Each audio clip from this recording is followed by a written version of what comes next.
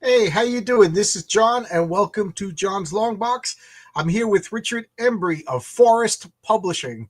And how you doing?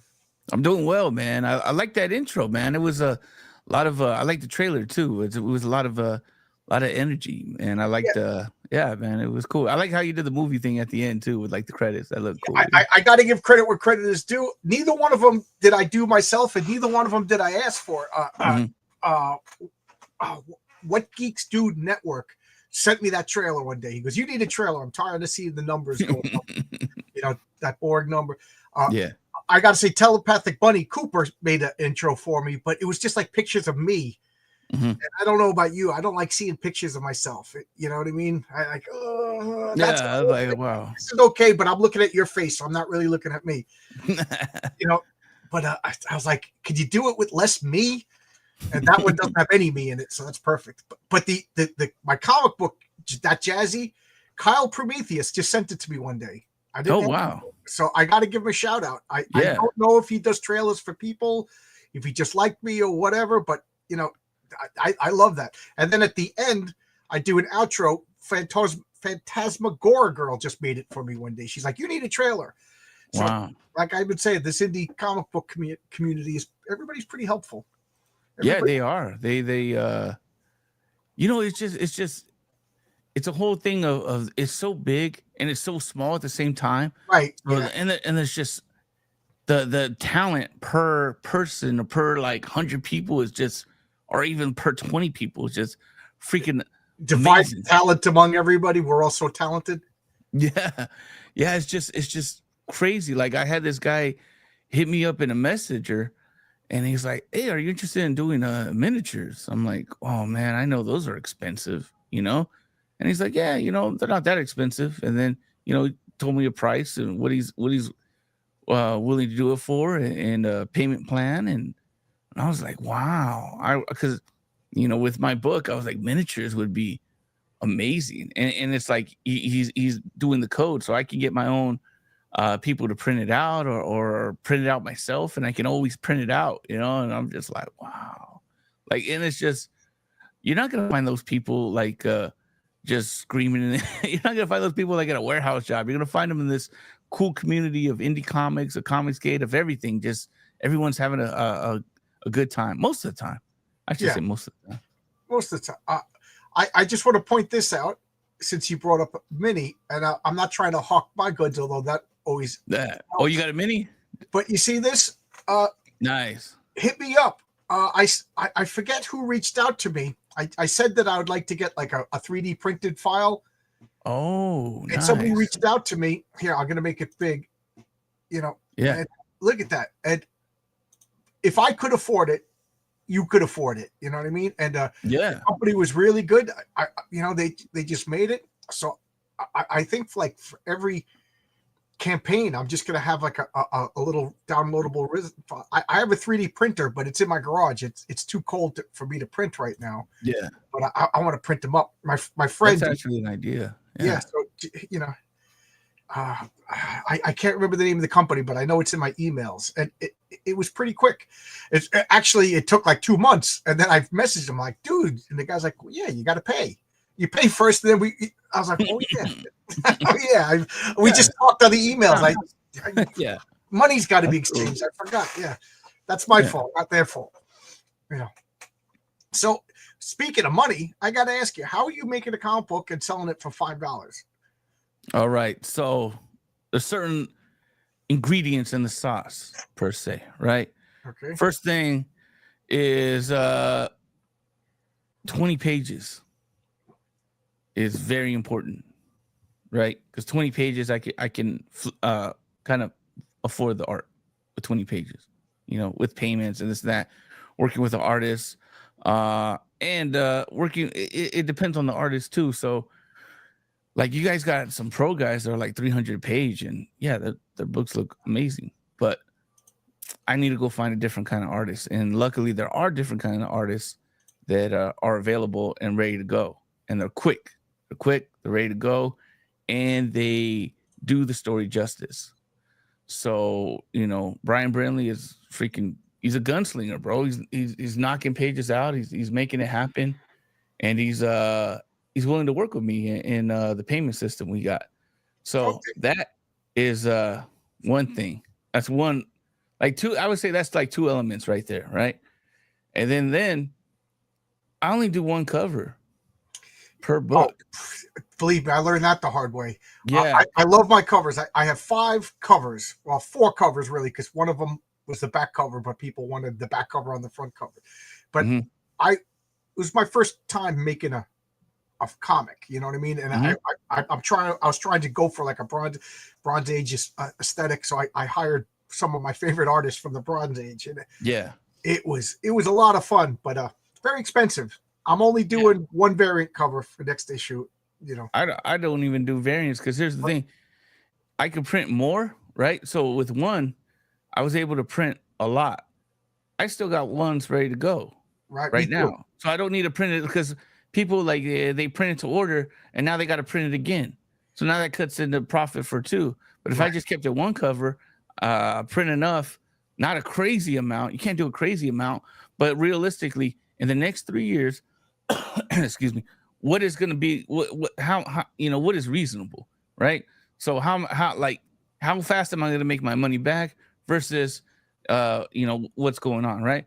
Or con tables, convention tables, signings at Free Comic Book Day, events like that. So I have inventory for that, right? I don't need to print up anything for that. So just one cover has been a real secret, because once you go into 2 covers, then the price per unit is just like evaporates. You got to sell it for like $10, because you're probably getting it at like 7 to print, 5 to print, So, but when I do it, you get around like 1,500 to 2,000, right?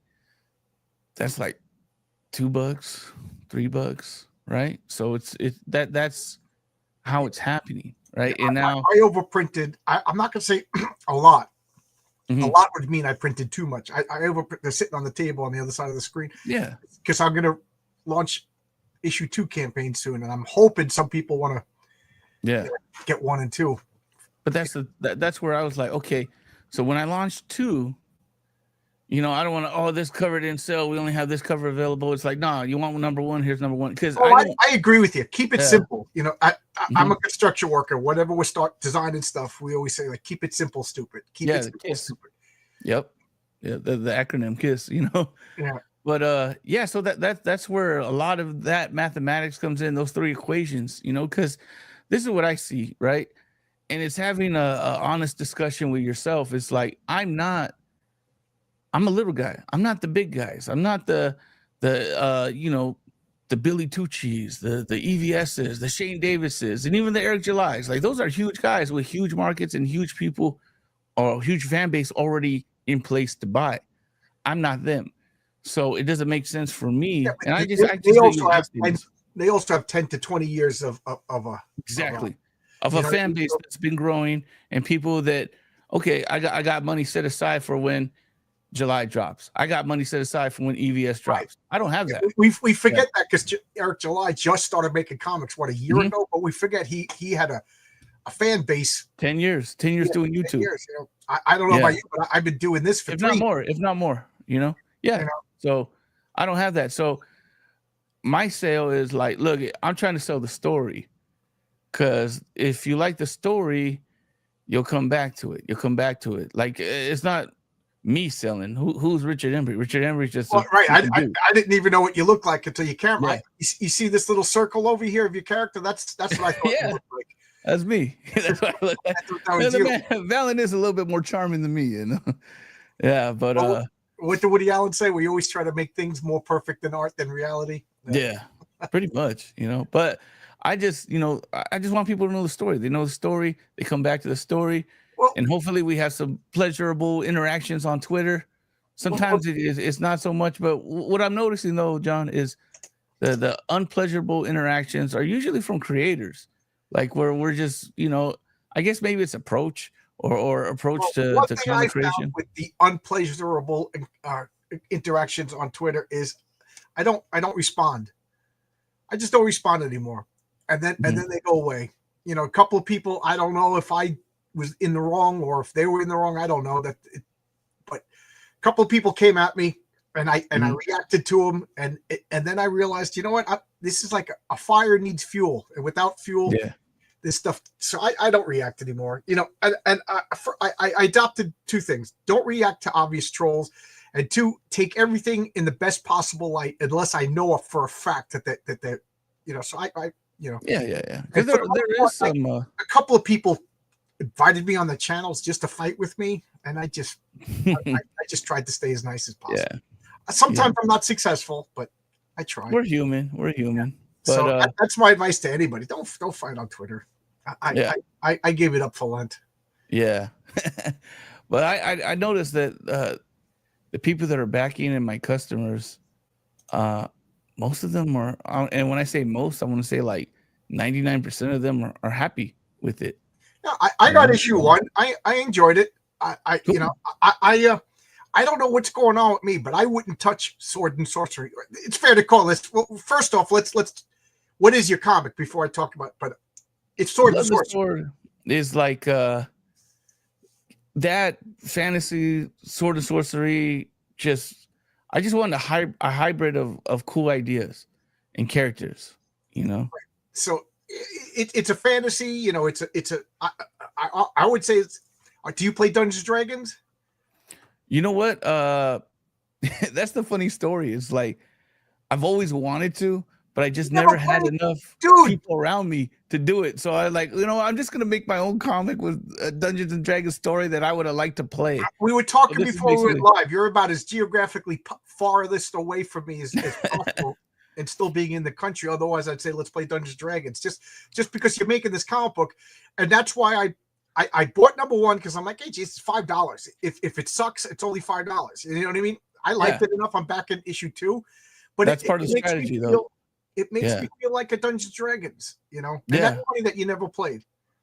Yeah, well, I mean, I've done everything but play it. I studied it. I did a character sheet. Like I'm ready to go. You got books. You got books. Just you know, I downloaded some. You know, to be honest, I've even downloaded other books and you know all this. And I'm like, if I didn't write this book, I'd probably go on like that D&D Beyond where you can schedule a session with a Dungeons Dragons master and do a. Can you believe that there's professional DMs these days, man? Yeah. I get my calling.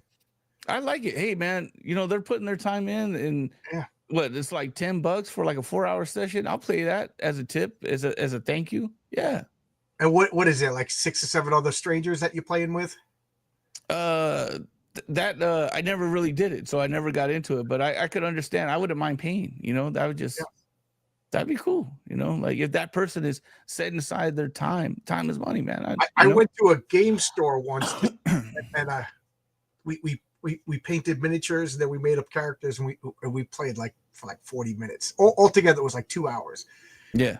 And I was just like, that was a lot of fun. I was like, I'm gonna go get some breakfast. Do you want anything? The guy was like, huh? I was like, you want anything? He's like, yeah, bacon. And I got him a bacon, egg, and cheese and a coffee. And then I gave the guy like $20. He was just like, what do I owe you? I was like, nothing. I said, I sat here for 3 hours. I used your paint. He gave me a miniature. We played D&D. And he was just like, everybody else at the table was just like shamed into giving this guy money. You know, I mean, he was trying to foster a community for everybody to go to the game store. But I'm like, geez, come on, guys. Yeah, I bought paint. The guy bought miniatures. You throw the guy some money, man. Yeah. I'm leaving this comment up because before we went live, or after we went live, you said you liked my opening. What Geeks Do Network is the guy who made this. Nice. Yeah. So good stuff, man. I like that. Yeah, I always got to give him a shout out. So cool, man. What am I doing? Oh, yeah. So I can't believe you didn't play Dungeons & Dragons. So as I was saying, I wouldn't touch Sword and Sorcery comics when I was a kid. I went, you know, at the height of my collecting, buying everything Marvel, everything DC, except Sword and Sorcery. And then around 2015 or so, me and my friends used to play D&D every weekend. And then life caught up with us, you know, and moving around and COVID and craziness. And I started to miss it. And I started buying every Sword and Sorcery back issues, the DC Advanced Dungeons & Dragons comics, and I got this, you know. So I kind of blame RJ for the Fourth Age. He got me into Conan and Sword and Sorcery comics. Nice. Yeah, I'm still blown away that you haven't played. Can I play the trailer? Yeah, sure. Okay. I will embiggen this and hit that. In a world where danger lurks around every corner and adventure has no bounds. And it's prized possession, by the way. What are you talking about? You said prized possession. It's prized possession. You seem to notice everyone's flaws but your own. Our two heroes return to a kingdom in chaos and a prince whose life's in grave danger. Something I said? Possibly. Their only way to survive is to work together. You ain't never had a friend like me. Believe that. Cause you ain't never had a friend like me. See, at night I watch the sky. I take another breath. I smoke my new boy to the butt like it's the last motherfucker left. Just me and you evading enemies. Let you get my last shot of Hennessy. Ain't never Blood had a in the friend like Sword me. 2. Remember memories so Exclusively on funmycomic.com. Let me see. So I'm turning into an old man. I'm forgetting to push buttons. So you're only on Fund My Comic? Yeah, I love what Luke Stone and his people have created. Fund My Comic, it's so great, man. They only taking 2%. You get your money every Tuesday. They pay you right away. So if you are like crowdfunding, like with me, it's like great. I can use some of this, pay off the rest of the letterer. Get the letters done. Start getting a quote for a printer. Pay that money already, a down payment. So I lock that price in. And yeah, man, they're so easy to work with. And Luke is, hey man, this is happening. And like he responds within 24 hours, man. He's a great dude. Man.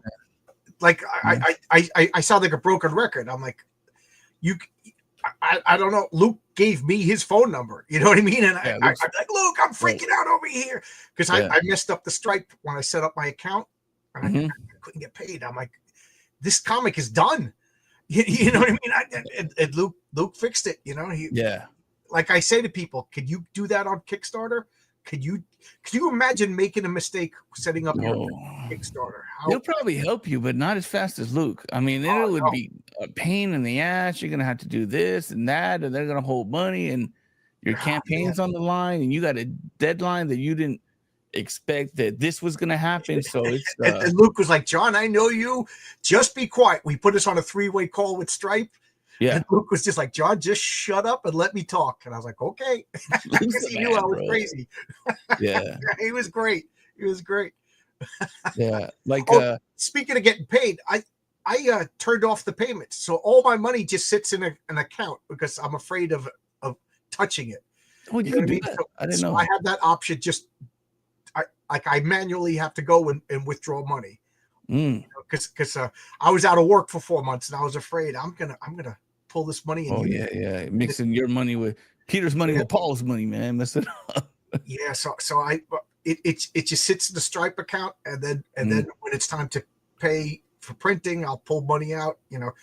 But be warned, you can only pull out $250 at a time when you do it like that. But I'd rather do it like that and have total control than all of a sudden. Why do I have $60 more in my account? And then I go and buy something stupid. And then I accumulate that. And now I got to print a comic and I spent all my money. And then everybody thinks I'm a jerk. So little bit of that's the tip that I recommend. Don't pull that money out until you need to pull that money out. Because getting paid in drips and drabs, I don't keep track of that. So let's look at you. Look.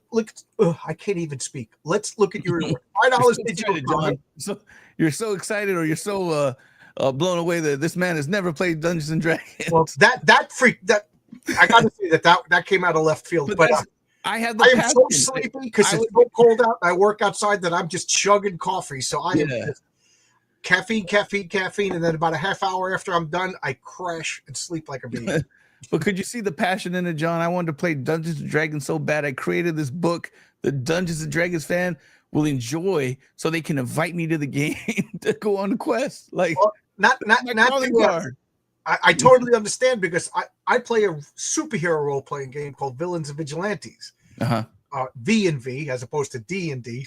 And it's, like I said, and me and my friends, like I found that game in the mid 80s, and I never went back to D&D. So, and then when we do sword sorcery, we use the same rules and everything like that. But we haven't been playing. One of my main players had kids.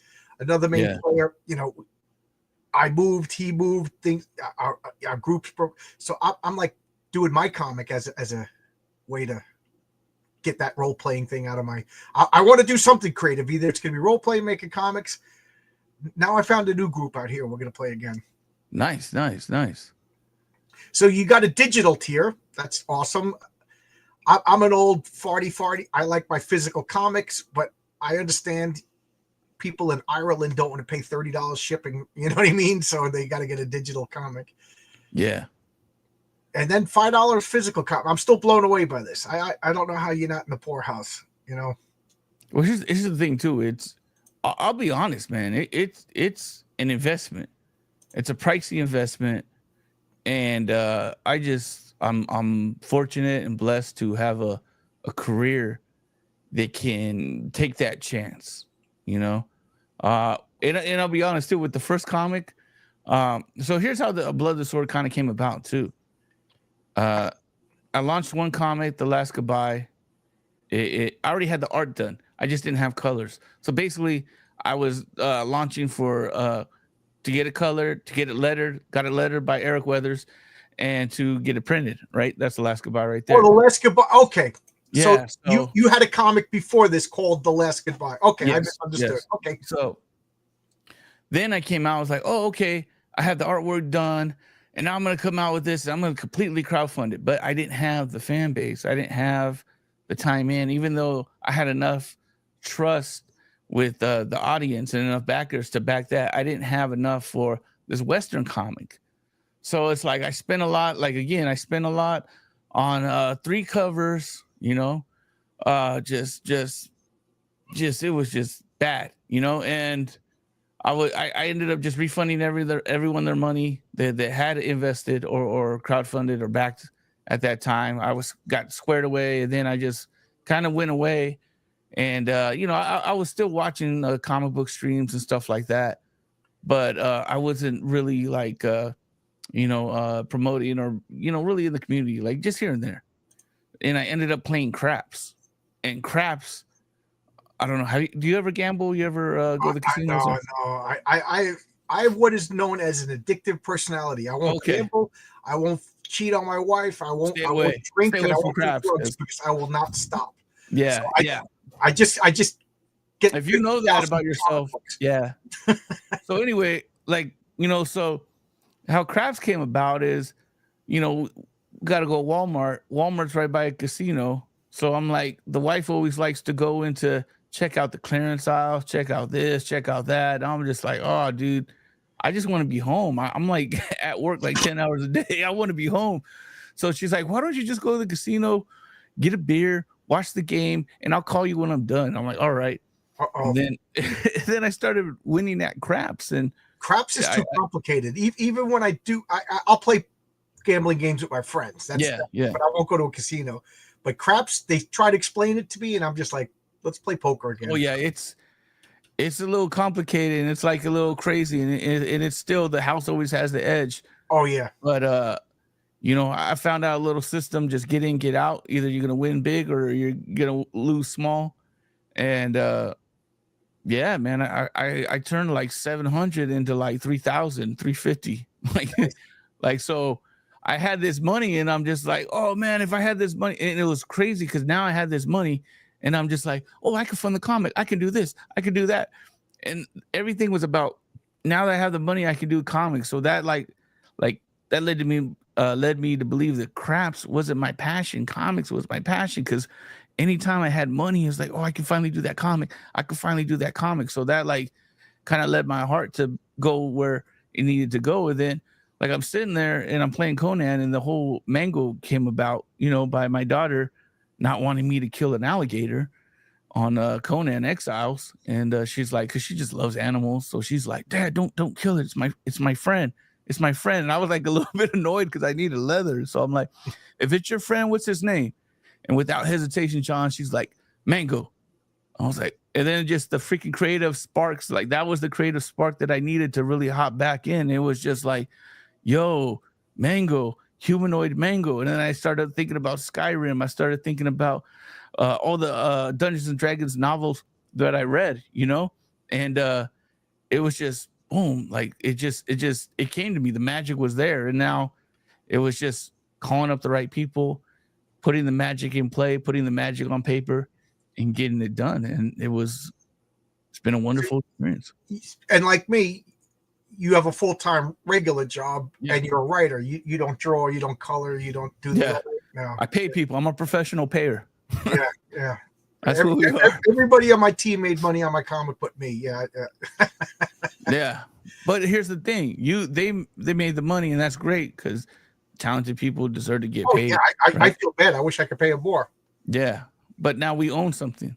So it's like, and that was another thing too, is like my daughter, she's so creative. She wants to do this. She likes drawing. I'm like, well, maybe I could get her IP with this gambling money. And then I wanted to raise money for the second campaign, but I had a new baby, and I just it's weird. It's like, nah, I can't, because when I did that, it was like I could afford to lose that money, not all of it, but I could afford to gamble. I could afford to lose what I came to play with. Having a baby, I can't afford to lose any money. I gotta, play it real sharp, play it, and I just didn't want to even chance it. So the only gambling I do is like usually on Fridays, I'll stop at a 7-Eleven. Yeah, get a scratcher. I get one of these, $5,000 a week. And then I don't scratch it till Sunday night, because Friday, Saturday, and Sunday day, I could have a fortune. Sunday night, I have a worthless piece of paper. Do you go into work? Do I go into work on Monday? Do I call off? Yeah. I got a scratcher and 8 hours of PTO. Let me know what I'm doing. I get it. My wife and I daydream, but every once in a while, what would you do if you win the lottery? And it's funny that you said it, because it's always like, I could afford to make more of the comics that I want to make. Yeah. I could retire from work. I could make comics, and then she's like, could you help my church? If we're rich, I'll help you church. She likes them. They make her happy. Right. And then fix up this old beat up house that I live in. There you go. That's it. Help my wife's church, make comics, fix up my house. I'm a pretty simple guy. Yeah, I mean that's pretty much it. You're not trying to get a pet tiger or something, are you? Yeah, at my age, I'm kind of understand. I'm not going to be Mr. Multi-millionaire. You know what I mean? It would be stressful. Like all of a sudden you're rich. Like what would you do? I got 7 brothers and sisters. I can't tell anybody. So guys, if I ever win a lot, I ain't telling you guys, because I got. You're still streaming at the same hours. What's pretending that? You got this kayfabe job. No, I can't do it. I don't get off work till 2. Yeah. And you're just at home, just looking at the clock, like, all right, it's 2. I can get to work. So. Yeah. Oh, Forrest Pump is you? Yeah, that's me. Yeah. Okay. Yeah. Yeah. Ernest said, catch it's it funny, to that's exclusively. if as I'm scratching, I go, if we have like a routine. We win the lottery, I'm changing my name to Harvey Finkelstein.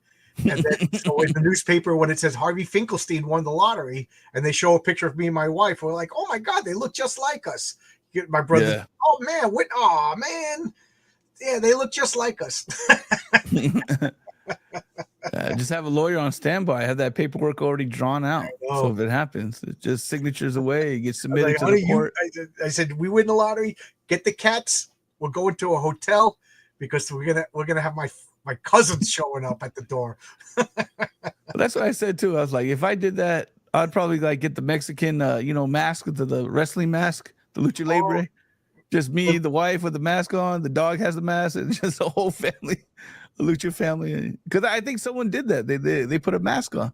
Yeah. What he went with that ghost mask, because supposedly you have to. It's part of the lottery. At least the New York lotteries, you have to, get a public. You have to put your name. But I was just reading again, like every working class guy, they read the lottery, but they say like you got to get a trust fund, and then the trust fund's name goes into the newspaper, not your name. Yeah.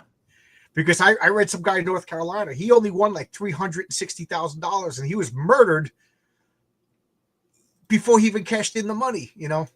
Dang, that's crazy. Yeah. I put it in the private chat because I know you're a tabletop guy.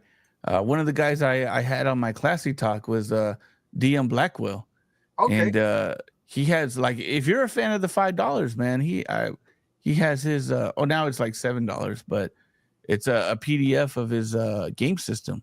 Oh, cool. Dude is working with, like, he's a creative dude, the tabletop guy is like whole life, and he's working with a like a mathematician guy. So they're getting the system together, and it's pretty fun. I would recommend having him on if you're like, Cool. Yeah. you love the tell him to reach tabletop. out to me. Tell him to DM. All right. Yeah. Yeah. Great dude. I wanted to get my characters and play in his system, and I was hoping maybe Katie would play one of the characters, and I'll get someone to play Mango, probably Chris Bacon, you know, see, to play Mango. I just grabbed one of my cards, you know, Nice. on my but on the back it has The stats. Village Vigilantes stats. You know, Nice. I wanted it to look like, because Village Vigilantes came out in like 1982, so I wanted it to look like retro, like 1982. Like, Yeah, it looks great. I like that. I'm a fan of nostalgia. Like, the other day, I was watching old Jack in the Box commercials, and just like, man, we got treated good as customers. Like old Taco Bell commercials, like Jack in the Box, they had like a steak sandwich and an omelet. Like, they treated us well. Now they just give us slop with who knows what's in it. You know, what chemical and preservatives in it. They don't care about us. So my wife and I were talking about when we were kids going to McDonald's, like the whole restaurant looked like a playland. Like the seats Yeah. looked like Fry Guys. They had like plastic, you know. it was And fun. I remember they had a grimace, and you hit the button, and like a ticket would come out. Like, you didn't have to put any money in it. You just hit the button, and a ticket would come out.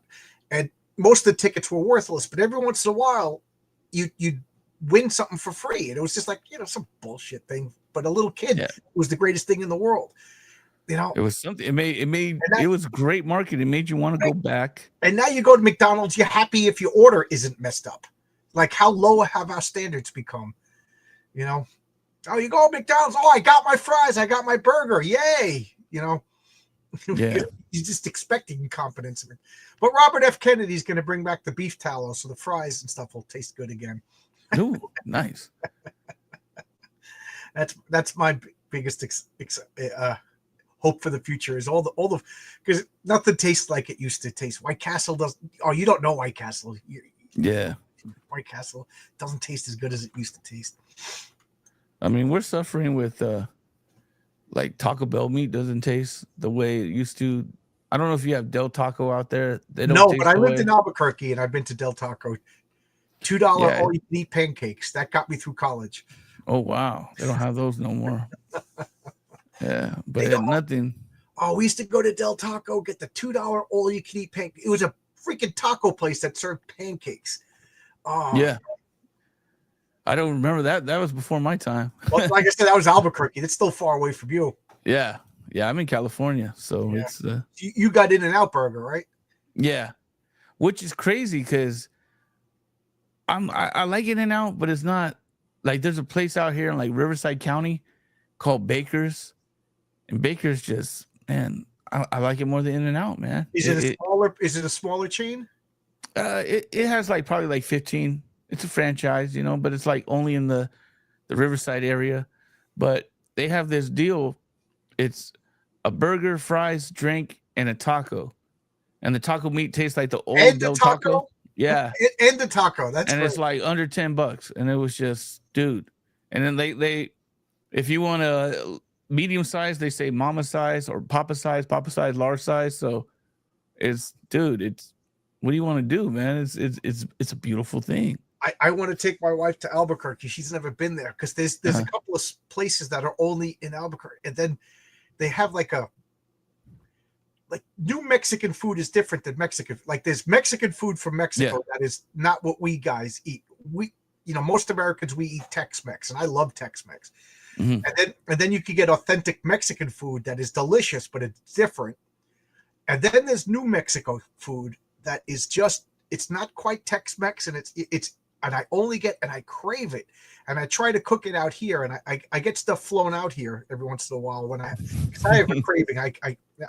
Now I'm two chubby guys talking about food over here. You know, I know. They're like, man, when they gonna talk about comics? but I crave it, and there's a place. There's Tony Grigo who's in the chat all the time. He's not here tonight, but he's in Albuquerque, and he confirmed that it's still in business. But yeah, I think it's called Bob's Ranchero Burgers. Oh my God, it's a burger with red chili sauce on it.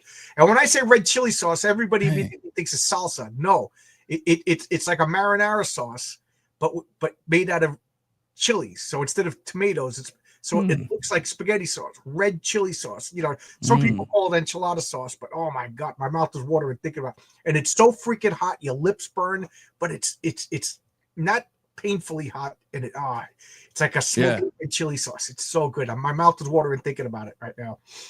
Yeah, if you're in Vegas, there's this restaurants like Maria's something right on the strip before you get to the Strat.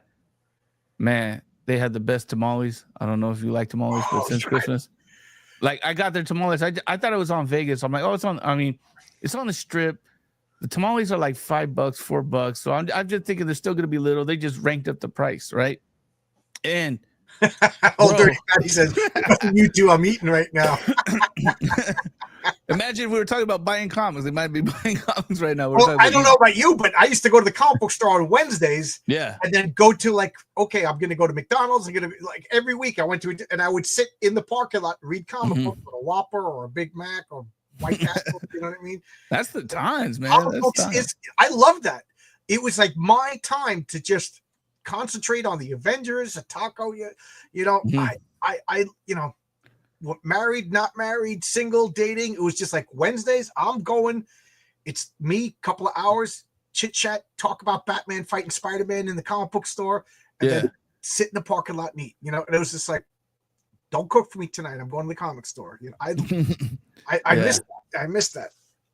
Yeah, I missed the comic book experience too, because I love going to the comic book store and just picking. Like, it was weird. My brother was like laughing because I would always go in there, get comic books that I want, and I kind of have like a pre-plan of what I wanted, and then I get out, and it was just the whole experience was just so freaking like awesome that I'm like, what did I buy? And he's like, you don't remember what you buy? And I would have to check off to make sure I got everything, because I just like the comic book store I would go to would be in like Chino, Comic Madness, and they're just freaking amazing people there. Like I forgot the guy that runs it. It's like a huge Punisher fan. Just amazing, just awesome people, man. One time we were having such a good conversation. He begged and boarded the comics, but didn't charge me. He's like, "Have a good day," and have a good day. And I drove home, and I was halfway home, and I call him. I'm like, "Hey, did I pay?" And he's like, "No." I'm like, "I'm coming right back. I'm sorry." He's like, "Bro, that's so cool." When I got back, he's like, "Bro, you got 10% off for life, man. That's freaking dope," you know. And I'm just like, "Nah, man, I don't come here to, you know." I had a pizzeria, and like a couple of my friends would come in, and they just expected free pizza. I'm like, "Dude, you gotta pay, or the goes out of business. You like the pizza? You gotta pay. You know." You know, once in a while, because I was thinking he was probably gonna have to pay for it. Yeah, like, you know, and they're making money, but they're not making that much money. I know he's the manager, you know. And a couple of the construction guys, they all would pool in and buy a bar, and then within 2 years they were out of business because they bought a place where they could and their friends could drink. And it's like, you got to join. You got to pay. You know what I mean? It's a clubhouse. It's not a clubhouse. It's right. It's a bar. What you guys should have done was just all chip in and drink in your garage. Set up your garage. That's what you want. Not a business. I got a comment about LE, the Final Metamorphosis. Yeah, I used to pick up new comics on Wednesdays and go eat at Roy Rogers and eat. It's funny that you said that because my wife and I were just talking about Roy Rogers. She's Canadian. She's never been to a Roy Rogers. And I worked in a supermarket, and next to the supermarket was a Roy Rogers. And I used to, you know, every day that I was working, I'd run to Roy Rogers. Roy Rogers, it was the best. And then all of a sudden, they all became Wendy's. And that's what happened. Roy Rogers. The only time I see Roy Rogers is if you're driving on the interstate, you know, it truck stops, but then you get a burger that's under a heat lamp for 45 minutes, and it's not the same. But I would love to know, is there a Roy Rogers anywhere in New York? I would drive. That's how much of a disgusting slob I am. How is it in New York? Do you ever take cabs everywhere, or are you in a different part? Or I used to live in the 5 boroughs. You know, Manhattan. New York City is 5 parts. Everybody, when you say New York City, they think of Manhattan. Right. You know, and if you read the Spider-Man comic books, Peter Parker lived in Forest Hills, and it was houses, but that's still Right. New York City. I lived in Forest Hills. Well, actually, I lived in Flushing on the border in an apartment complex. But you know, it was fine until all of a sudden it wasn't fine, and I moved out here in the sticks. You know, this I don't have sidewalks. I have a cesspool. You know what I mean? I woke up one day, there was deers on my lawn. You know, there's wild turkeys sometimes in the backyard. You know, we see rabbits and possums. Oh, that's cool. You know, I call my wife Snow White because she goes outside and puts food in the dish, and raccoons and squirrels. And I'm not even joking. Stray cats come out. You know, she's upset now because we didn't see us 2 stray cats. Yeah, you were talking about that. Yeah, so I'm hope, but I love it now. I will say this: New York City in the 20s is awesome. New York City in your 50s, unless you're rich, stay away. And it's, you know, so I love it now. You know, I'm a suburbanite. I want to stay in this house forever. I absolutely love it. I haven't bought a new comic shop from a comic shop for the last comic I bought Rome Eternal, because Oscar Carreno, my colorist, is the colorist for that comic. It's by Magma Comics. It's real good, real good. Nice. And the next comic I'm going to buy in a comic shop is Narwhal and Mark Miller have Vatican City coming out in April. I saw that. Yeah. I am so psyched. I'm so psyched that Narwhal, local boy, does good, you know? Yeah. The Roy Rogers at Sunrise Mall. Now even the mall is closed. Sunrise Mall in Valley Stream. You're local, Ellie. Final Metamorphosis. Sunrise Mall. Geez. You wear some protective armor if you go there. That's all I have. And Zactan with the blessing. I was feeling unblessed until Zactan. All right. You never go to Midtown? Oh yeah, I've been to Midtown. I worked in Manhattan, you know. Yeah. You know, I work in the 5 boroughs. So right now I'm working in Queens, but I worked in Manhattan for a long, long time. And it's Midtown Comics is easy to get to because it's right by the E train, and the E train you could get anywhere in the 5 boroughs from. I got you. You know? So I I have an account there, but I just don't go to Manhattan too much anymore. That's where I go to for online. I'll go to Midtown. Oh, just because they always have what I need, and they ship. And if you buy over a certain amount, like they ship it to you. And then there was another one. It was this comic book direct or discount comic book. Yeah, the discount comic book service. I use that because I love that. But they're not around or no. Once a month, you know, I get them, and it's usually the last month. So and you get them half off. You get them like store you price. get like 30 if you order 3 months in advance. Again, I get nothing from these people except for good service. Yeah. I get my new comics, and then I put in my order for comics. That's like my reminder. So yeah, I like I said, 35 to 50% off. I'm sorry, comic shop guys, but I moved out here, and I thought they got in trouble because they were like basically with what's it called? Diamond. I think Diamond went after him like, hey man, you can't be doing this. You're fucking off comic book shops. And because they're just giving them away because they're buying in such big bulk. Right. And then part of the Diamond is like you're not allowed to like have multiple orders. Multiple shops can't use one account. You know, it's just like all these like things. So, but they're still going strong. I don't know. Yeah. But graphic novels, you get your graphic novels there for like, you know, 50% off hardbacks. You're getting an $80 hardback for like $35 plus shipping. I know. It's man, what are you gonna do? And they come bagged and boarded, and I've never had a problem with them. You know, beautiful. They come beautiful. They don't ship it unless it's beautiful. I feel. Yeah, I like I said, I make a video. I jokingly call it my monthly video, my monthly visitor, and once a month I make that video, and it's just my new comics. Yeah, you know. I just have to laugh because old man brain. I forgot he lives like 10 minutes away from me. This is like the 11th time he told me. Yeah. And since we were talking about food and you brought up Massapequa, All American Burger, there's only one of them. It's in Massapequa, and oh my God, my mouth waters when I think about it. It tastes like McDonald's used to taste. You know, Oh my god, it's so good. They got burgers, they got double burgers, they got shakes. Their fries are okay. Damn. But then they got knishes. Do you know what a knish is?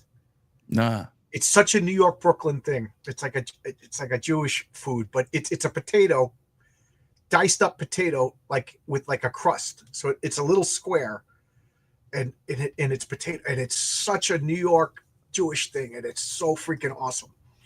Yeah.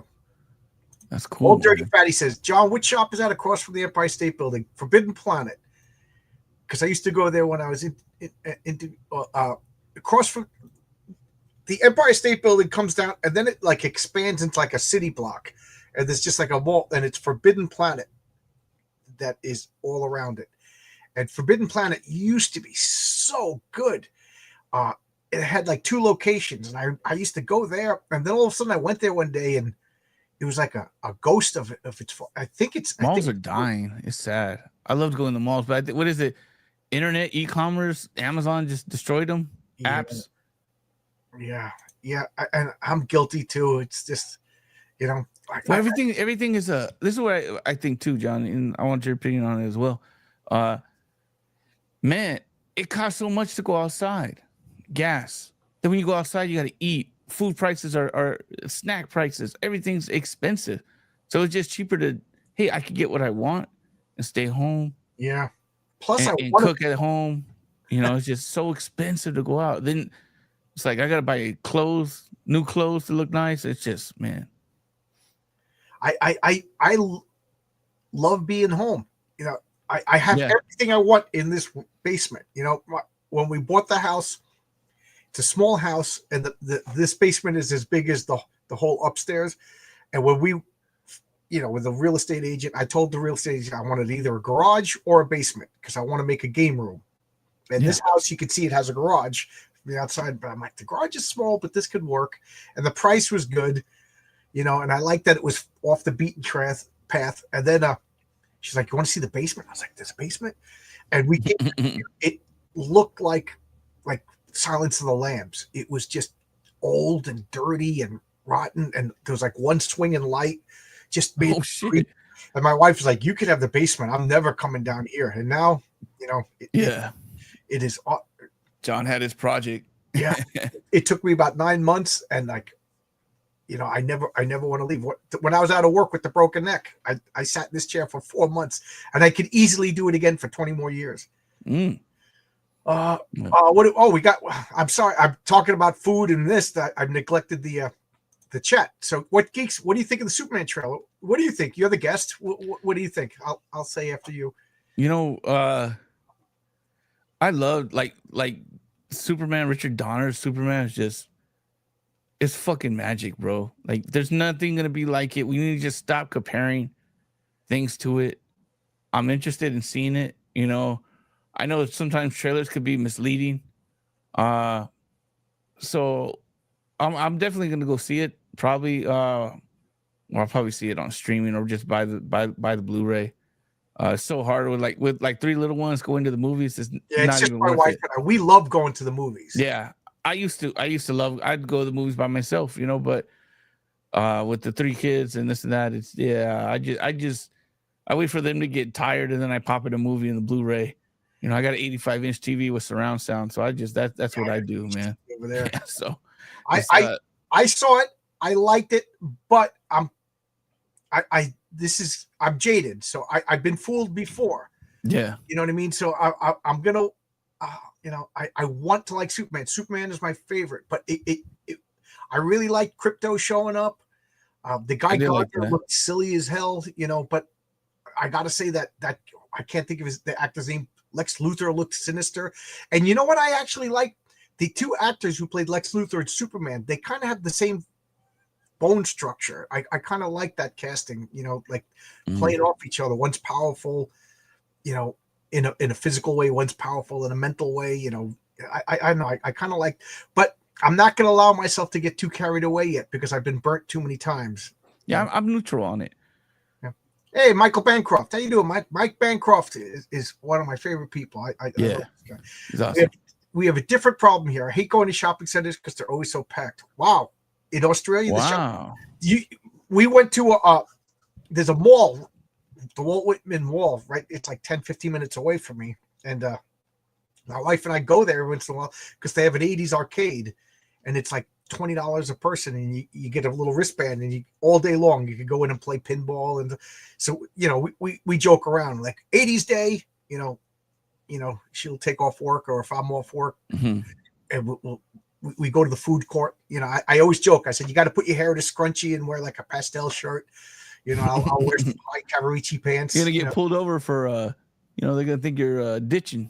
You know, when you're dressing too young, what's going on? Yeah, the food officer's gonna think I'm a kid. Yeah, and we play video games. You know, and then there's a Japanese store that you can get like Japanese candy. My wife likes it. It's real cute. You know, and that's at the opposite end of the mall, and there's hardly anybody in the mall. You know, malls are over here in America, so it's funny. Australia's on the opposite side of the world, so maybe all the people fell out of the American malls and they're landing in the Australian malls. I don't know. Yeah, I love being home in my late 40s. Never want to travel again. You know? I'm with that. That. Yeah. Yeah. I love being home, and I love hosting. You know, on Mondays and Tuesdays, if people notice, I don't really stream because I have two different groups over. We play board games. Oh yeah. I physically friends over in Prague. We got a pizza. We play. Hey, hello, Katie. Did it come with a root cellar? No, but it came with right behind me. This wall didn't exist. I had this wall built up. Behind me is my comic book room, and behind on the brick wall was a drawing of a clown, and it said Gina the Clown, and it was creepy. My wife's like, did you take a picture, John? Please tell me you. I hope I did take. I think I took a picture. Before I'll put it on Twitter if I can find that picture. Oh man! And it was I gotta just see that. And my wife's like, I'm not going down there with that freaky clown picture. That could be a horror comic inspiration, John. That maybe you don't write horror, but put that out there in the universe and see if someone can flip that in. And it was just so creepy, and I put up sheetrock and everything like that. So Gina the Clown is hidden. And then I have a pole over, there's 3 poles that support the house. It's kind of sad because it's all like kids' names and how tall they were. Oh, you know what I mean? So that's sad. That's good memories. You know? Well, that's what I mean. Like they don't have it anymore. I don't know who these people are. You know what I mean? I painted over it, but they use like unless one just stopped real short and you're like, oh, that sucks. Yeah. Derek didn't make it. You know, that would be like, all right, Zach made it.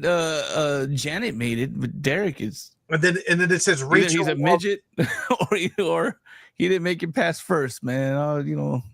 That would be like sad. A puffy paint. So even though I painted over it, you can still see it. Like you can feel it. And it says Rachel Love. You're just gonna sand over them, just sand them out. Like this is my motherfucking house. I want to leave it. This is John Lombox's house. Damn it, get out of here. Hopefully they're still alive and doing well. That'd be good. She used to come over once in a while. Could you just look at the house? And I was like, no, this is from the outside. Yeah, from the street. Yeah, yeah. The Superman trailer. Yeah, it seems to be controversial. I like that. I like that Superman is bright. I didn't like that people were throwing milkshakes at Superman. Like I don't like. Used to love to go there, but ain't no more movie worth the trouble. Yeah, it's so expensive. Because when my wife and I go to the movies, we go to the movies, we get popcorn, we get soda, and then we go to dinner. So we're talking it's $100. I couldn't imagine how people with kids do it anymore. You need to take a mortgage on your house to take a family to the movie. I know. Okay, I'm interested in it. You talk about the trailer. Yeah. Katie, I work at the airport. There was a girl asked me for directions today, and I almost asked her if it was Katie. Are you Katie? She looks so much like you. Wow. So, unless you're in New York today, maybe we interacted. Sorry I hurt your feelings, Rich. Hope you can move. Okay. Oh, somebody hurt your feelings? Never. You look like you could take a punch. Oh man. Superman was beat up and miserable. Yeah, that was my red flag. I want Superman to be hopeful, but something tells me that I think Ultraman is in it, and Ultraman does some, and I think the same actor is playing both characters, and I think that's what's going on. People mistaken Ultraman for Superman. Luthor looked like Egghead. Yeah. Swap Beast for Lex. Oh yeah, that's right. He played the Beast. Yeah. Yep. I used to go to Yestercades in Red Bank. Oh, you're a Brooklyn guy? I've been out there. It's hilarious that they named the wall Yeah, well, Walt Whitman is from around here. Yeah. Yeah, they're banging here. Okay, I don't know what's Talking about he's talking about the malls. Okay. That's What you think of it? Like, what said they banging, man? Are they gangster banging, gang banging? What's going on? Like that could be a lot of. Okay. Chat amongst themselves. Don't worry, Mike. I got your back. Bancroft, I got your back. I know what you meant. Yeah, you have a tweet. Yeah, I'm not joking. I almost asked this girl, "Are you Katie? Did?" Because I don't look like me with the hard hat and miserable expression and feelings.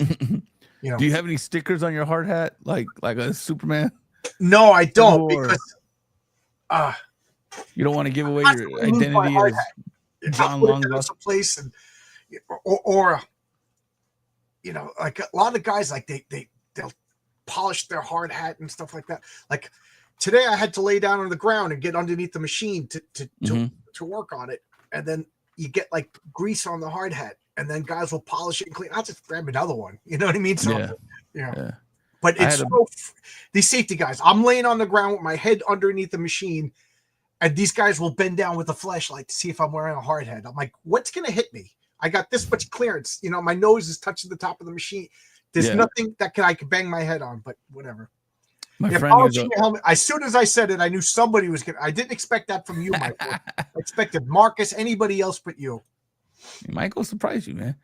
Now I had a friend who was a welder. These guys that go in the 50 stories up, 30 stories up, and weld and spot weld. And he's like, man, what's up with these kids, man? And he's like, they get all this equipment and they want to take selfies up there. He's like, man, you're supposed to be my fire spot.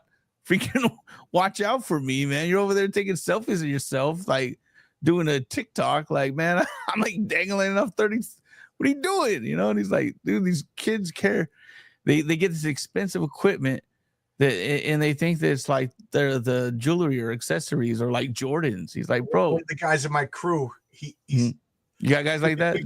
He's like, look at me, I'm doing this. Look, and I have to admit, yesterday and today I was doing a cool thing that I never got to do before. And I was like, this is like cool electrical. I was doing high voltage splicing in boxes. All the wires come into a box and then have to be spliced. It goes into what we call a bug. So one wire goes into it. It's like a tap, and then like 4 wires will come out to. Yeah. I never get to do that because it's like super important, and they always have the most trusted guys. So I was like, wow, I get to do it. And I was tempted to take selfies and put, you know what I mean? Yeah. So I see the urge. Look at me, honey. Look at me, honey. One guy took pictures of me. I was way up on a lift, like 30 feet in the air doing something. And I had this expression because I was pulling on, and he just took a picture that I put on Facebook. It was that'd be cool. Picture, but I didn't take it. So I could get away with that. Have you been to Kevin's shop? Oh, that's you. Yeah, because I think you were thinking of Red Hook. He said Red Bank. Yeah, Red Bank. Did I say Red Hook? It's in New Jersey. Yeah, Red Bank. Did you say Brooklyn? Red Hook is in Brooklyn. And the only reason I know that I'm not in New York is because a wrestler named Taz, he would always be like, I'm from BK, Red Hook. You know what I mean? And that was part of his thing. I was like, I never heard of Red Hook until Taz started saying it. I'm just like, oh, okay, I get it. Yeah, I know Red Hook because of the horror at Red Hook, an H.P. Lovecraft story when he left. He got married and he lived in Brooklyn, and then he basically hated all foreigners. So he wrote a story about they were all monsters and then moved back to Providence. Yeah, I've been to the Secret Stash, and it's a pretty cool store. But I guess it's one of those rare comic book stores. Probably has money because of Kevin Smith. But it was well organized, well cleaned, well lit, and it's got the costume from Dogma with the armor with the wings. Nice. At least it did when I was there. It's pretty cool. Did you see any of the guys that work there? I saw. Excuse me. If you watch that show, Comic Book Men. Yeah, that's what I was asking. Yeah. The one guy who ran the store, he was there. Walt. Yeah, I don't remember his name. Yeah, my brother, that big, doofy blonde guy that doesn't know anything about comic books and just drove me crazy. So I stopped watching that show. Oh, that's probably. I don't think that was Walt. I don't know. The guy who directed or wrote the clown movie. Ooh. I think I know who you're talking. Brian, huh? He has a big beard. Brian Johnson. But there's 3 guys in that Comic Book Men show. Yeah. Like an Asian guy, a white Yeah, guy, yeah, that's me. and then Kevin Smith's childhood friend, who's just this big blonde guy who's just the epitome of like all comic book people, except he doesn't know anything about comic books. Did he have a weird laugh? Always wear a New Jersey Devils hat. I think so. And That's he probably wrote Walt. and directed a movie, and Dante from Clerks played a clown. All right, so they're saying it's Brian Johnson that. Oh, that okay. did Yeah, the movie. I'm the glad- guy Walt, my brother bought from there because he wanted to get, I guess like a lighter. My brother was collecting lighters at the time, and Kevin Smith had like a lighter or something or Dogma or whatever, but he bought it there, and then it didn't get shipped, and he was like called up and he's like, yeah, Walt picked up the phone, and Walt was like, oh yeah, we shipped that, already. I don't know why it hasn't got to you, and then like the day he called had the shipping date of that day, so Walt like, oh fuck, and he shipped it out, but he was never like, oh, I don't know what's happening. I'll look into that. Let me look into tracking, but like he probably figured it out, didn't call him back, and just shipped it out. And I think he threw in some extra goodies, So yeah, it happens. Yeah. But it's a good, well-run, organized store, and it's funny because while I was there, it was during the time that Kevin Smith, he just finished his Green Arrow run. So if you went and you went to the Green Arrow section, every Green Arrow comic by Kevin was autographed. So I was like, I already have these, but do I want to buy them because they have Kevin Smith's autograph? But I've since fell out of love with Kevin Smith. Oh yeah. Walt's a jerk. Me and Mike are nice. Yeah, the other two guys were nice. I just Mike's the expert. He's like the comic he book knows expert. a lot. Yeah. He and I think if I remember correctly, he had a huge collection, and there was some weather thing. I don't know if it's a flood or whatever, and it damaged all his collection.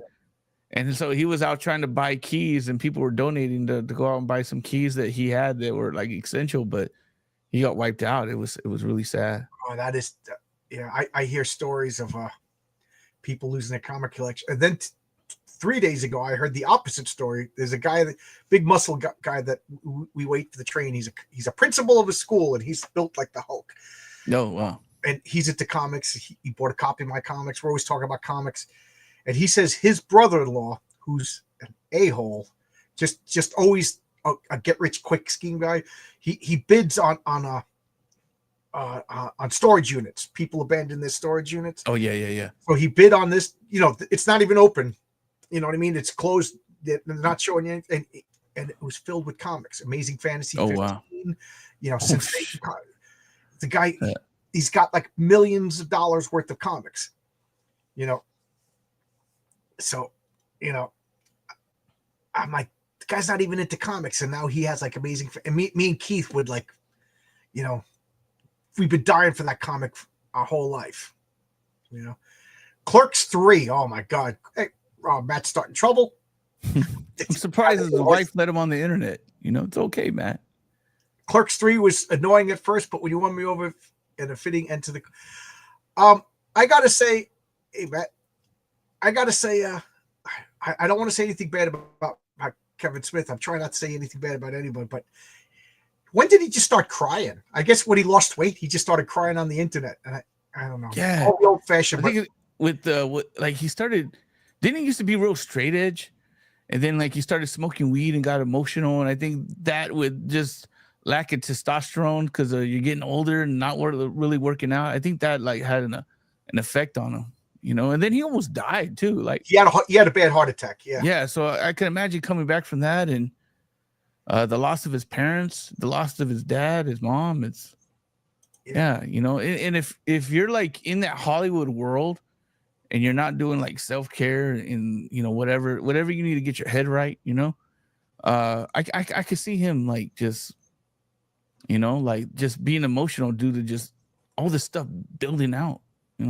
I remember exactly when I fell out of love with Kevin Smith because I loved Clerks. I loved the idea of this guy wanted to make a movie. He sold his comic book collection. He maxed out his credit card, did it. And I would really, and he made the movie.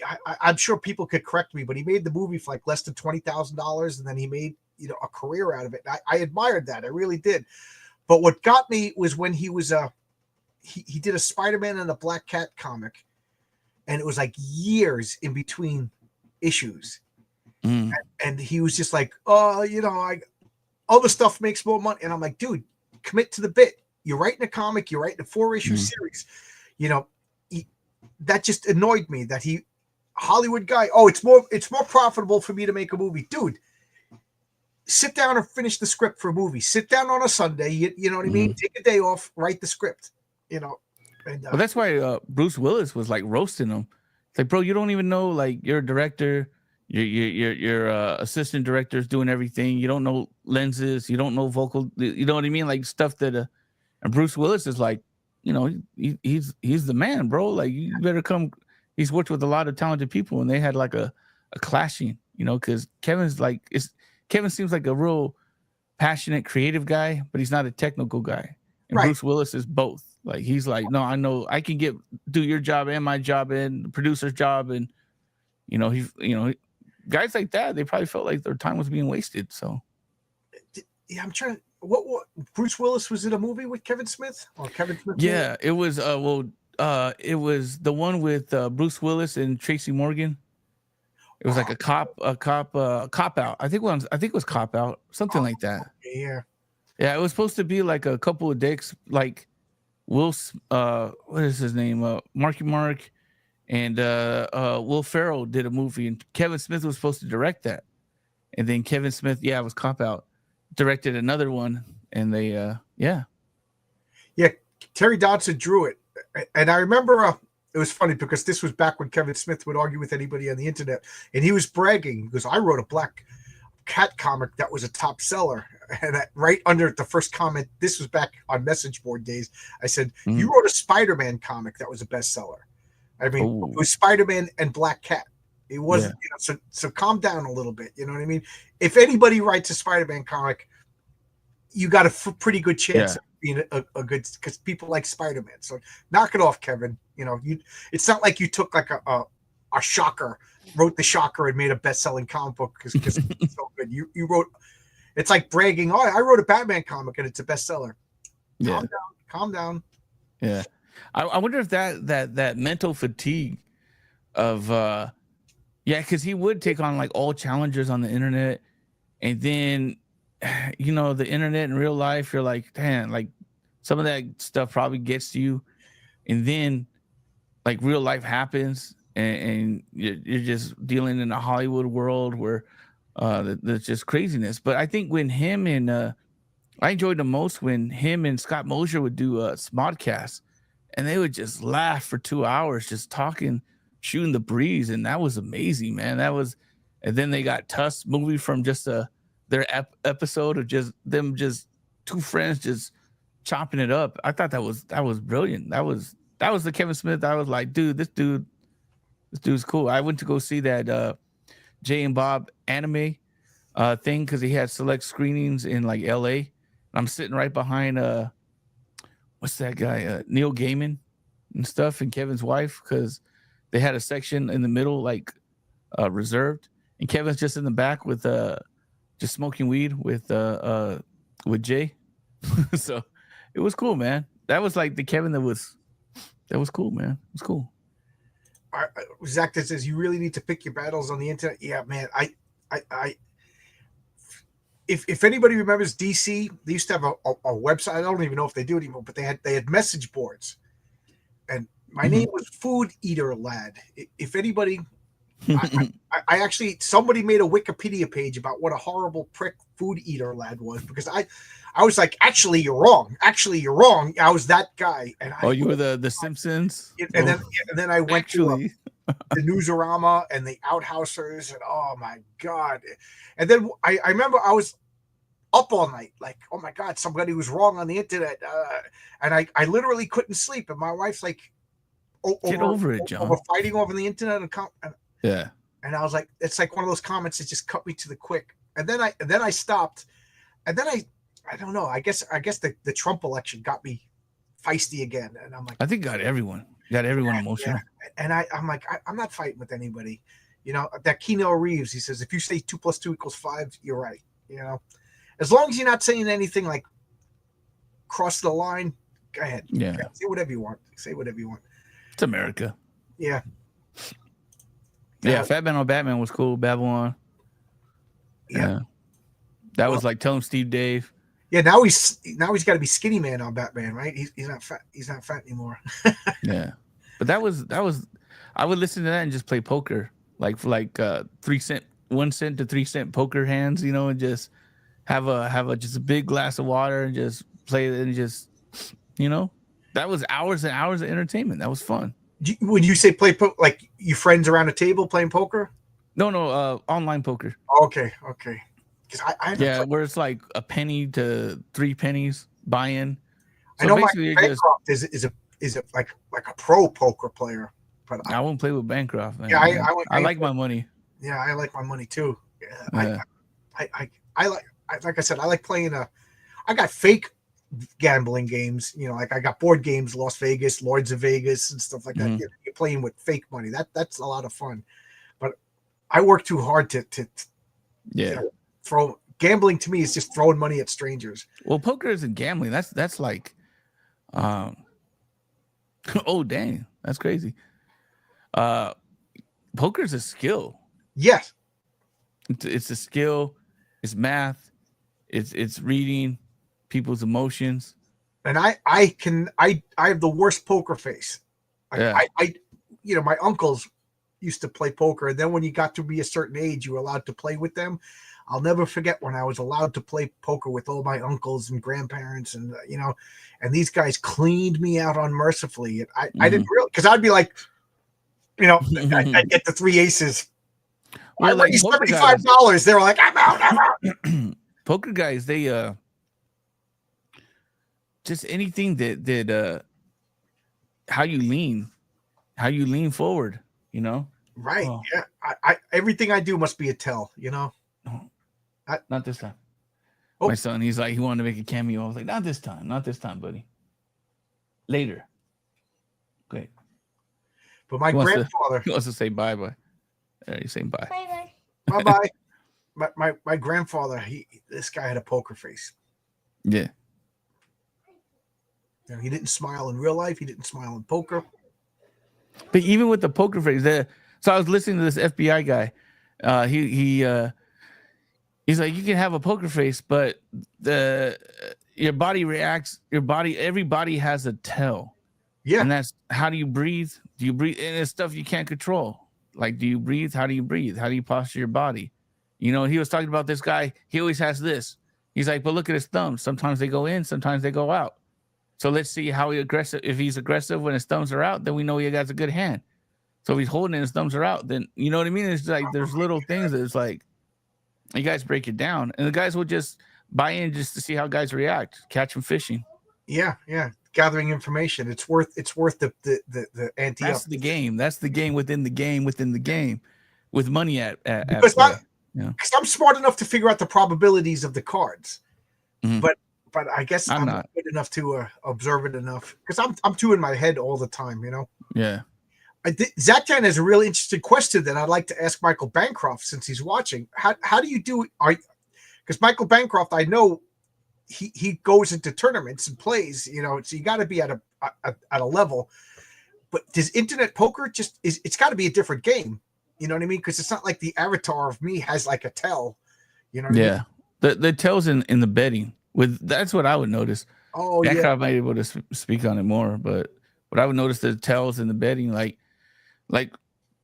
do you really have good cards, or you're like every 3 hands you start getting freaking brave, like, so. Yeah. It's different, but there are timing and betting tells. Yes. Okay. How fast they tell, how fast they bet. Yeah. I had a coworker. That's one of the fascinating things about my job, is like when the jobs wind down, people leave, they go to different companies. So I'm always meeting different people. But one of the guys, he was there was a poker show, like a World Series of Gambling. I don't watch that stuff. I love that stuff, man. This guy was like I don't know what the word, but like second string or whatever. You know, he made it, but not quite to the end. And runner up, yeah. You know, in our job, we have time off. Like every 3 months, they reevaluate. Like starting January 1st, we have 8 weeks off. Last year, we had 10 weeks off. You know, you're unemployed. You know, you got to do it. So you got to adjust your finance. But this guy, when he was out of work, he would go to Vegas and make a living gambling, you know. Yeah. And I'm like, oh, good. I'm glad you told me, because I'm never playing poker with you. Yeah. It's you can make a living until you can't. Yeah. Yeah. Do you know Bill Willingham, the guy who wrote Fables? He Mhm. wrote and drew the Elementals. He was a proposition player, meaning he was a professional paid by the casinos to play with people. You know what I mean? So Oh wow. whatever So he takes away money. keep, Yeah. but he would be like, okay, this guy will bet heavy if other people. So he would like play to get you to bet more money and stuff like that. You know? Yeah. Oh my! I hate to think about AI being used in poker. Oh, there you go. There's another question, Mike. Yeah. Mike Bancroft. That might bring back online casinos now. I mean, not online casinos, the in-person casinos, because now you know you're not playing against a AI. What's it say? All AI detectors are state of the art on big sites. Oh, all right. So we've been talking for an hour and 15 minutes. Is there anything that I didn't bring up that you wanted to talk about? I mean, I'll bring up your Man, we had a great conversation about food, comics, man. It was fun. Even like you gave me an idea with miniatures of just selling the code so people can print it out. Yeah. Oh, what's the name of the place that you get a burger, fries, shake, and a taco? Bakers. Because my cousins live in Riverside. I got to find out if they've ever been there. Bakers. So, a couple of comic book questions, if you don't mind. Yeah, is this a mini-series? Is this an ongoing series? Like, do you have? This is gonna be ongoing. This is my baby. You know, it's always gonna be $5 until inflation just really goes skyrocketed. But as long as I have money and breath, bro, this Blood and the Sword is gonna in some progress. Like I already have the first 5 pages for the next one. Of course, I have the outline for the next like 6. But as far as like, you know, things ready to go, I have that. Next launch, issue 3. I'm already thinking like issue 3 because I already know issue 2 is going to be a success once people actually read it. Mango's going to get a little spinoff, so it's going to be about his origin. And if you read part 1, it's going to talk about the debt, because people are like, "What about the debt? What about the debt?" And it's like, so I had this like thing where it's like I want to mention the debt, but I got this story and it's going. I like the pace of it, so I'm just gonna do it aside and make it a solo 12-page, like 8 to 12-page comic. Yeah, so I know exactly what you talk about, because I don't want to just shoehorn it in and it just throw off the pace. And they're like, it was just like, no, let's just keep this story. With my comic, I have a main character, and then every issue I'm going to do it different, because I got so many stories to tell, but it takes so long, and I'm like, I wish I could make comics every 2 months, every 3 months, but that takes a lot of money. So like I said, we started talking about this, but the way I do things, I forget about it and meander around. But you were talking about you have a full-time job, and so in a way, a couple of guys got upset when I bring this up, but I have a full-time job. Comics are my hobby. You know what I mean? And when I say that, people get, but like it is, comics don't pay my mortgage. Comics don't pay my medical benefits, but my retirement fund, I would like it to, but as of right now, it's, so I laid out all the money for my first issue, and then all the money stayed in Stripe. You know what I mean? So right now, like I paid everything out of pocket, and then all that money that I collected for my first issue, which is like almost $8,000, that's for issue 2. You know what I mean? And that's I'm hoping to pull it up so that every issue I have more of a buffer, and then I'd like to do 2 comics. Yeah, I mean, so no, I totally get that. That's kind of how I feel too. It's like it's a hobby, but I treat it like a business. I try to stay disciplined. Right. So I think that's where people might. It's like, no, I'm taking it serious like a business. Yes, but unless it's really flipping a profit, I see it as this. It's all an investment. It's a hobby, but it's also an investment. Like you got a guy that might, hey man, this guy like for fun, he makes furniture. He makes it just for fun. That's his hobby. That's his like self-care.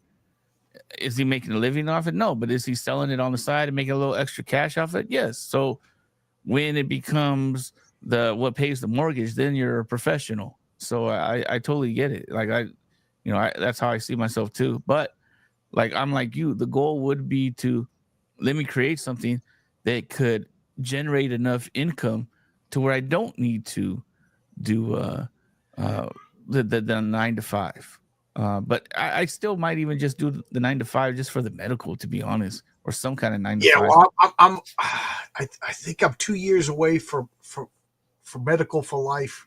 Yeah, and 3 years away from eligible to retire. Well, because we're writers, right? So I could give the assignment, check the email in the morning, check the email when I get home, and still make that money and make sure that everything's legit. Well, I guess as an artist, that would be so hard. Electricians do pretty well for themselves. So I have no illusions that I'm going to be able to retire early. But I keep saying, when you retire, you got to get something. You got to have a reason to get out of bed before 11 o'clock in the morning. Yeah. When my father retired, guy had 7 kids. He worked hard. I'm not even joking. There was like months where I never even saw him because he was gone before I woke up, and he was still working when I went to bed. You know what I mean? I would only see him on Sundays, and then it was like, don't bother your dad. He's watching a ball game like this, So, I just talked so much about that. I forgot what I was going to say, but you want purpose. So when you retire, you want something. Retired.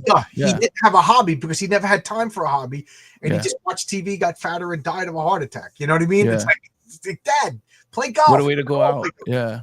I don't want to play golf. I raised 7 kids. I worked overtime every week. I don't want to walk to the next hole. Fuck that. Yeah. Give me a taco. Yeah. God damn it. And man, he cooked. That was you went to my dad's house for dinner. All right. But if anything, this time off from my car accident showed me that I can really enjoy time off. Self-care is important, man. But you gotta, I feel bad. There's guys at work that just work all the overtime. You never know what people's situations is at home. But I talk about hobbies, and they're just like, I don't have time for hobbies. I feel so bad. They don't make time for hobbies. Everyone has time for hobbies. That you don't make time for hobbies. Yeah, we have the same amount of time, and I got hobbies. Yeah, but then again, I got no kids. You know what I mean? And but so I can see that point of it too. Yeah, there's guys like that. Things will be good. We'll have a year of just overtime, as much as you want. And then they'll buy a house upstate and boats, stuff like that. And then the years that it's not good, they're working all the overtime to pay for these houses and boats that their wives and their wives' boyfriends are using. That's rough. I don't know. I'm way off the path. We're supposed to be talking comics.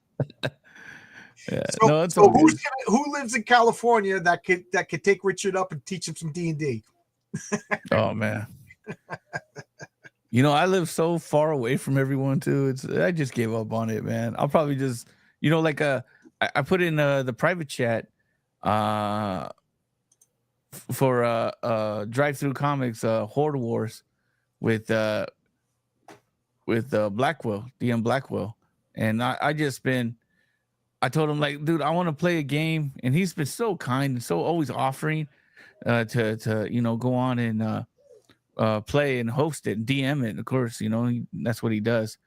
So I was just like, yeah, let me launch this campaign and get things a little bit more steady. I have the baby, I have this campaign, and now I have some free time maybe after the holidays, and I'm going to reach out to him and try to stream that. That'd be fun. So I can finally play my first game of tabletop. I was gonna say, online D&Ds is a thing. I tried it once with my friend, and it was fun, and I stayed for the, it was like a 6-week commitment. He was like, 6 weeks, and I was like, all right. But when it was over, I said, I don't want to do this. I'd rather play in person. Yeah. I just rather, I like everybody sitting around the table. We get some pizza from Funyuns, you know what I mean? Yeah. Beer. Beggars can't be choosers, man. I gotta do what I gotta do, John. But yeah. I understand. But it's I don't know. There's something to be said for in person, but yeah, I hear what you're saying. Don't settle for it. As a substitute, if you can't, I'm not gonna poop on it. So All right. Anything you want to bring up? I guess we'll shut it down. Anybody? Nah, man. Just thank you for having me on. Thank you for backing and supporting the project. You know, it's great to talk to you, John. You know, it's man, you have some crazy talented guests on here, man. So I was like, you know, I was like that's cool, man. Thank you for the invite and always being supportive of the comic. And yeah, man, cool. I'm trying to things all of a sudden, like once you get like I think it was J.M. DeMatteis, once he agreed to come on, because he was real nervous about his Kickstarter, and I'm a big fan of his. I invited him on, and so I was like, hey, Jim Shooter, I have J.M. DeMatteis. He's like, okay, this guy's not a kook. He has like legit people. Yeah. So like that's what you got to do. You got to get like one good guy to come on your channel, and then show that. So you have now it's like, hey guys, Mark Miller was on my channel, and people are like, come on. Yeah. He's doing something right, you know. So yeah. Cool, man. Cool. Yeah. Well, thank you for the invite. Yeah, and a lot of fun. And I keep saying, you can tell my caffeine's crashing now. But yeah, you go. I'll bring it up one more time. You're on Fund My Comic, which I love. I'm very loyal to Fund My Comic. And we got a new backer since being here. Oh yeah, cool. Did you try any other campaign site? I've been on Indiegogo before. I liked it, but like when I came back to comics, Luke was launching this kind of thing, or he already launched it, and I was like, Luke, I got you, bro. I got you, man. Like, I consider Luke a real great person. Yeah, stand up guy. You know, like, so this money's going to Luke and his family for the hard work that they've done. Hey, shit. I'd rather go to them than anyone else. Right. And his team. So because it's personal now. I know that. You know what I mean? I launched on Fund My Comic. I did pretty good, and then I went on Kickstarter. You know, just to see Kickstarter. I did okay. Indiegogo, it was like a desert. I'm never going to Indiegogo. Well, and then I hear people are already going here. You know. So I'm done. I'm never touching Indiegogo again. You know, will I go to Kickstarter again? I think I will. I mean, I did $1,000. I'm too small to say no to $1,000. But it, you know, I might go to a trade other places, but I just like Blood and the Sword on Fund My Comic. It's I see it as me, the little guy with the little comic, the $5 comic on the you know, the little. That's going to be a huge site because now more people are coming. It's going to be great. So, well, this I like. I wanted to talk about this, and I realized I forgot to bring it up. $20 bundle deal. $20 bundle deal. Oh yeah. You know, if you want to go up one, I got 6 of each. Yeah, there you go. $20. Yeah, I mean, that's awesome. You know, you can buy that and give it to your D&D people here. Here's 1 and 2, 1 and 2, 1 and 2. I was gonna say the stores. You know. Yeah. That's why I did it for the stores, and they can make money off it. Yeah. I mean, I you know, I don't know. I have plans in the future. Like I'd like to once maybe a year, 2 years from now, if my comic has legs, I'd like to make my own role playing system. You know, I'd like to. I have ideas, but you know, ideas are easy. You know, making it is hard. Is expensive. Yeah. Cool, good man. Look, man. I'm gonna go eat my dinner and go to bed. All right. I wish I had a burger, fries, and a taco. Look at Bakers on YouTube. Maybe they might have some commercials of it. Do you have Lottaburger? No. Oh, because Adam Lottaburger. No, we don't have that. Adam Miller, who did that card set. I think his father or father-in-law is the owner of Lottaburger. Wow, that's cool. Yeah, my mouth just watered thinking about it. I'm such a all right, cool, man. All right, good night, everybody. I'm right. starting to get sleepy, and I'm gonna start saying stupid stuff if I don't end it now. All right, Later. See you guys. Bye bye.